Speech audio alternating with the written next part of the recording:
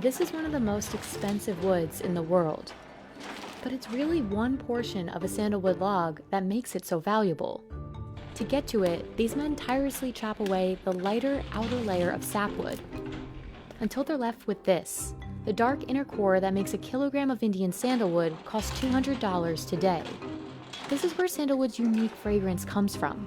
And when it's distilled, it's used in all kinds of products, from bath soaps to luxury brand perfumes. So what makes sandalwood's aroma so special? And is that why the wood is so expensive?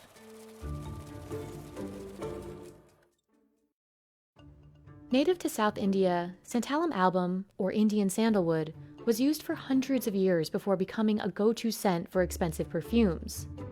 It's also been used for wood carvings and medicine, and it's even considered a sacred tree in several religions. Once distilled, sandalwood's sweet, woodsy aroma retains its scent for decades. This is the crude oil portion. This we take separately and it is weighed and it is handed over to stores department. After harvesting, the forestry department sells sandalwood at auction to factories like this one in Mysore. This is Judge Pokal class of sandalwood we have received from Marayur in Kerala. This we are going to process in next week. Hollow heartwood logs are classified as Judge Pokal, one of the 18 classes of Indian sandalwood. Factories can purchase pure heartwood like Judge Pokal or raw sandalwood logs. But if they buy the raw wood, they'll need to break down each log themselves.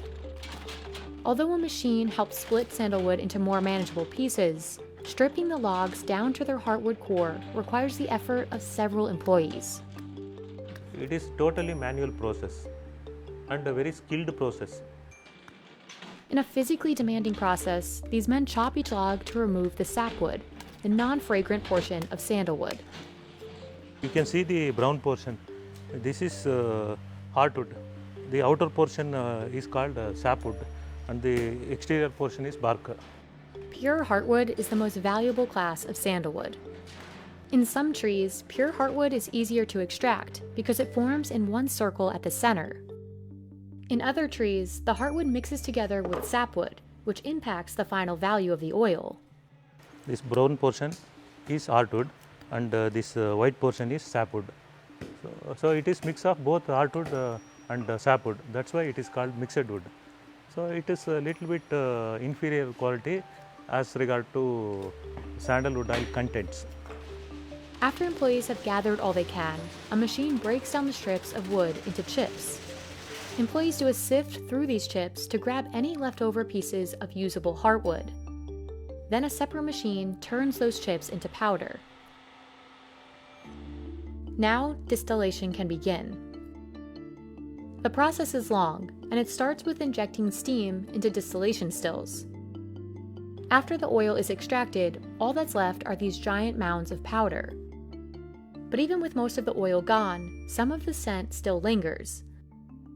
Rather than going to waste, it's used to make incense sticks and dupe, a common form of incense in India used during religious rituals. During the final stages, workers separate the oil from water and purify it until they're left with a totally clean tank of sandalwood oil.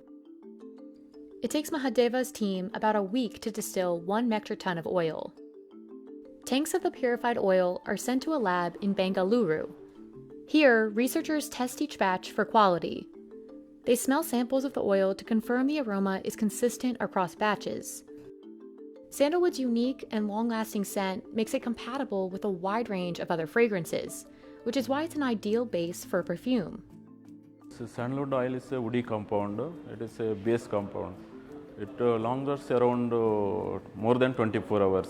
It is not like that orange oil or jasmine like.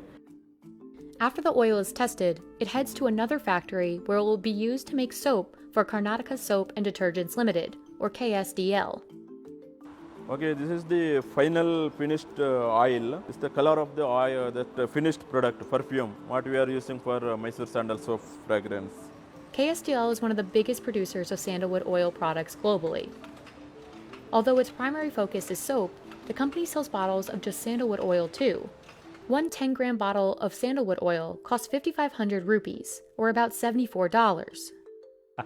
It is very expensive. For common people like me and you cannot afford to pay 3,000 rupees for 5 gram of sandal oil.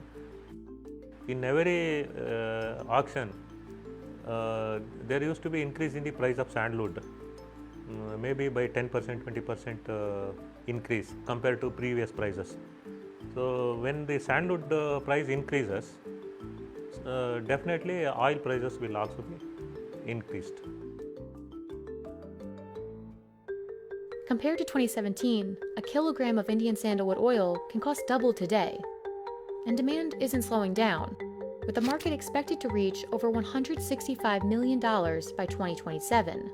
Out of roughly 10 sandalwood species, Indian sandalwood and Australian sandalwood have the largest commercial value. The difference is, the Indian species has higher levels of alpha and beta santalol, the components in sandalwood responsible for its lasting scent and believed health benefits. India used to dominate the market for sandalwood oil and oil-based products. But in recent years, Australia, which grows both the Indian and Australian sandalwood species, has gained significant ground in the market. Although this might look like a lot of sandalwood, India is actually facing a supply shortage. In fact, the supply is so limited that this sandalwood distillery only operated for about 4 months in 2021. And up until 2002, it was illegal for private growers to plant sandalwood trees in the southern states of Karnataka, Tamil Nadu, and Kerala. With only a small amount of government-sanctioned replanting alongside the overharvesting, India's supplies suffered. And since 2018, the species has been considered vulnerable, one level above endangered. Another factor that limits supply and increases the price is inherent to the way the tree grows. Older trees tend to yield more oil, which makes them preferable for oil production. Growers will typically wait around 20 years for a tree to mature. This waiting period doesn't only limit the quantity of sandalwood, it also puts the trees at risk. It's not the seasonal crop. It is a long-lasting crop. It needs very patience to grow, and you need to protect till its maturity. That is the one issue you have to bear in mind. Today, every tree has to be registered with the government and can't be harvested or transported without permission. But even these strict regulations aren't enough to prevent theft. According to Hinduism Today, roughly 2,000 tons of smuggled sandalwood passed through the black market in 2018. To successfully grow the trees for decades, farmers must pay the cost to protect them. Here in the city of Mysore, some trees are wrapped in barbed wire. On top of this threat, harvesting these trees isn't simple. When a farmer has approval, a government official must come in person to uproot the entire tree. None of the tree should be wasted, particularly heartwood in the trunk and roots, since it holds the highest oil content. In the end, the tree's total oil output isn't much. So you may get around 60 grams of sandalwood oil out of 1 kg of root portion sandalwood. In case of stem, you may get around 40 grams to 50 grams.